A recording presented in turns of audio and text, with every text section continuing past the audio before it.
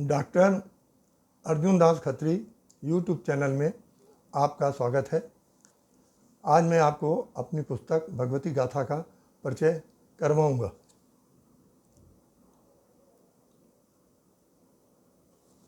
मेरी सारी पुस्तकें अमेज़न पर उपलब्ध हैं और मेरा उद्देश्य धार्मिक पुस्तकें लिखने का यह रहा है कि जो हमारे धर्म में कर्म कांडों की अधिकता है उसको न्यूनतम किया जा सके और हम भावनात्मक रूप से अनेक चीज़ें पढ़ते रहते हैं, सुनते रहते हैं, क्या समझ में आया नहीं मालूम पड़ता।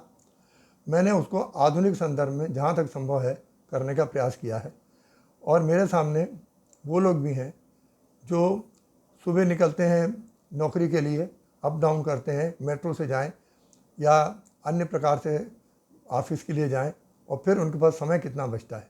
तो उन सब बातों का ध्यान रख के मैंने हर बार यही बात कही है कि आप जितना समय सुविधानुसार दे सकें उतना ही दीजिए। उसी में आप देखिए कि आपका आत्मा परमात्मा का संबंध कैसे जुड़ता है। और दूसरी बात यह है कि जितना आपसे बन पड़े आप उतना धन व्यय कीजिए, क्योंकि यदि धन व्यय करने से ही भगवान प्रसन्न होते तो सारे अमीर हमेशा अच्छी स्थिति में रहते, सारे गरीब हमेशा बुरी स्थिति में रहते। पर ऐसा नहीं होता, गरीब भी बहुत ऊंचे तक उठते हैं और अमीर भी हैं वो भी एकदम धड़ाम से नीचे गिरते हैं। तो इन बातों को मैंने अपने सारे ग्रंथों में, पुस्तकों में बहुत ही ध्यान से उसको प्रस्तुत किया है। आज जो मेरी पुस्तक है, ये जो बताई आपको मैंने, भगवती गाथा, इस पुस्तक में मैं जो मुख्य बात है जो आपको अन्यत्र नहीं मिलेगी वो ये है कि इसमें मैंने देवी जी के विभिन्न रूपों का विस्तार से वर्णन किया है। विभिन्न रूप कैसे? अब जैसे देवी जी के अनेक नाम आते हैं, तो अनेक नाम आते हैं तो उनका संबंध कहाँ से है, उनकी उत्पत्ति कहाँ से हुई। जैसे सती, शैलपुत्री, पार्वती, महागौरी, ब्रह्मचारिणी, स्कंद माता, सती, शैलपुत्री, आद्यशक्ति, भगवती, भवानी, अम्बे, जगदम्बे, महामाया, योग निद्रा, योग माया, महालक्ष्मी, महिषासुर मर्दिनी, महासरस्वती, कौशिकी, त्रिपुर सुंदरी, चंडी, शिवदूती, तारा, उग्र तारा, काली, चामुंडा। तो ये जो अनेक नाम आए हैं, इनके उद्भव कहाँ से हुआ है और किस संदर्भ में आए हैं। तो एक तो ये इस पुस्तक की विशेषता है, इसके 4 खंड हैं। जो प्रथम खंड है उसमें इसी को विस्तार से समझाया गया है ताकि देवी के बारे में पूजा तो आदिकाल से हो रही है, परंतु क्या हम उनको कुछ समझ पा रहे हैं कि कब क्या रूप हो जाता है और कैसे हो जाता है, तो उसको है। दूसरी बात क्या है, उसमें फिर नवदुर्गा है, वो क्या होती हैं। यहाँ तक तो नवदुर्गा तो प्रायः हर नवरात्रि में समाचार पत्रों में भी आते रहते हैं, लोग जानते भी हैं। लेकिन 10 महाविद्याएँ क्या होती हैं, 64 योगिनियाँ क्या होती हैं, फिर हमारे शक्तिपीठ कौन कौन से हैं, किस प्रदेश में कौन कौन से शक्तिपीठ हैं, कौन कौन से शक्तिपीठ जो हैं वो वास्तव में शक्तिपीठ हैं, और कुछ ऐसी मान्यता वाले हैं जिन्हें जो शक्तिपीठ की श्रेणी में तो सम्मिलित नहीं है, जो उसका पौराणिक आधार है, लेकिन उसके बाद भी बहुत अधिक भक्तों के आने से और देवी का महत्व होने से उनको भी शक्तिपीठ कहा जाता है। तो सारा मैंने उसमें दे रखा है। किसमें? पहले भाग में। इसके दूसरा भाग जो है उसमें दिया हुआ है दुर्गा सप्तशती की कथा है। ये गद्य रूप में है। दुर्गा सप्तशती का अनुवाद नहीं है, सहज भाषा में उसको प्रस्तुत किया गया है और तमाम वर्षों से लोग पढ़ते चले आ रहे हैं, दुर्गा सप्तशती का पाठ करते आ रहे हैं। संस्कृत भी पढ़ते हैं, गीता प्रेस गोरखपुर की पुस्तक आती है, उसमें हिंदी अनुवाद दिया है, उसको भी पढ़ते हैं। परंतु कितना उसमें पढ़े, कितना समझ में आया, उसमें देवी के सूक्त क्या कहते हैं, अर्गला क्या है, कीलक क्या है, रक्षा स्रोत क्या है, तो ये सारी चीज़ें पढ़ जाते हैं पर उसका अर्थ समझ में नहीं आता। तो मैंने उनको यहाँ पर अच्छे से समझाया है संक्षेप में। और एक जो तीसरा भाग है, तीसरे भाग में फिर जगदम्बे दुर्गा माँ की आरतियाँ हैं। तो देवताओं द्वारा भगवती माँ की स्तुति, भगवती वंदना, देवी वंदना, अम्बा जी की आरती, आरती श्री दुर्गा जी की, दुर्गा चालीसा और माँ दुर्गा जी के 108 नाम, ताकि पूजा करनी हो तो और कहीं भटकने की जरूरत नहीं, इसी में हो जाए।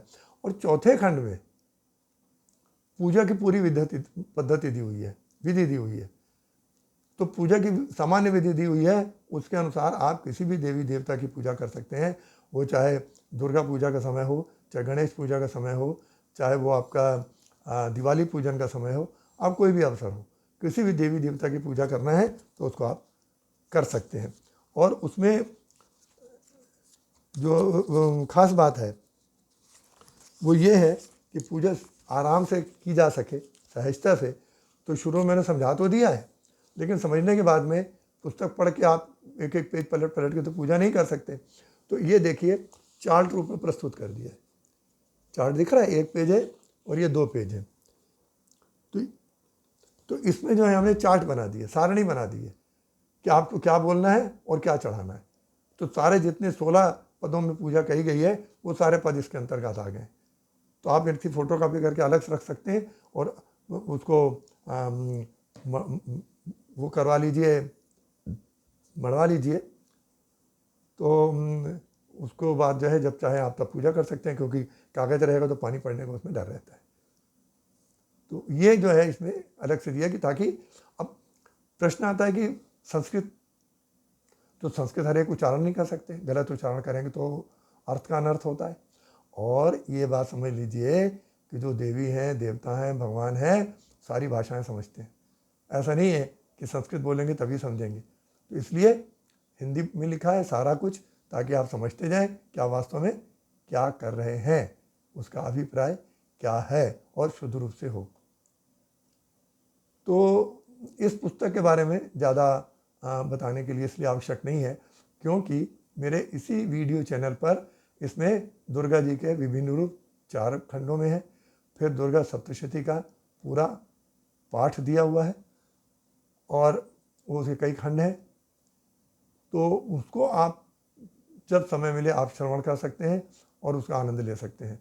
पुस्तक आप मंगवाना चाहें मंगवा लीजिए, अन्यथा सारा का सारा वीडियो चैनल में मैंने दे दिया, क्योंकि ये इसकी पूजा बहुत लोग करते हैं और बहुत ही महत्वपूर्ण है।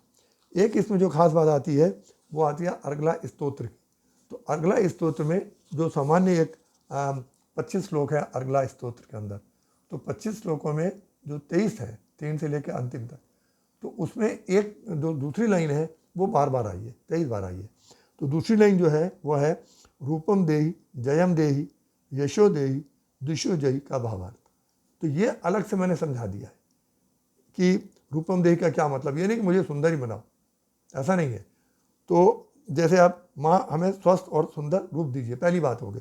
दूसरा, माँ अपना रूप हमें देखने दीजिए, वो अपने सुंदर रूप हमारे हृदय में बस जाए, ऐसा दीजिए और समझने दीजिए। माँ एकमात्र देखने योग्य वस्तु आप परमात्मा है, हमें उस स्वरूप को समझने दीजिए।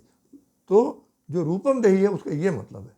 जब आप उसमें कहेंगे मुझे रूप दीजिए, तो रूप दीजिए मतलब ये नहीं कि मुझे बड़ा सुंदर बना दो, केवल इतना नहीं है, ये पूरा है। तो ये सारी बातें जो है अर्गला स्तोत्र के अंदर पुस्तक में दी हैं। और अर्गला स्तोत्र को और जो वंदनाएं हैं जो हैं वो सारी की सारी इसके आप में जो है यूट्यूब पर उपलब्ध हैं, आप उनका श्रवण कर सकते हैं और आनंद उठा सकते हैं। आपने यदि मेरी चैनल को सब्सक्राइब नहीं किया है तो कृपा करके कीजिए और अपने मित्रों में उसका शेयर भी कीजिए, अच्छी बातों का प्रचार कीजिए, जिससे कि समाज में अच्छाइयाँ उत्पन्न हो और सबका भला हो।